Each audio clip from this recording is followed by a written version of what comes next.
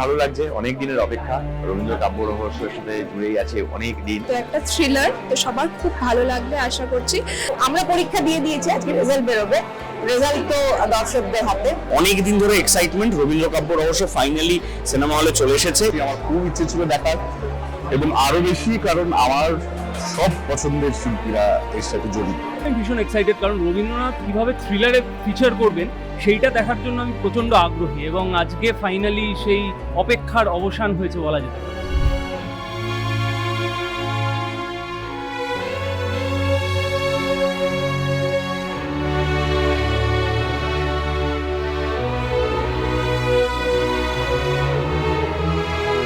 জীবনের একটা অন্যতম ছবি, মানে আমি এরকম ক্যারেক্টার আগে কখনো করিনি।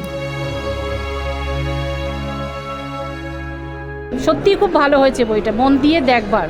কিছু না রবীন্দ্রনাথ সম্বন্ধে পড়ে থাকে, যদি এই ছবিটা এসে দেখে সাধারণভাবে, তাহলে তারা অনেকটা ধনী হয়ে যাবে।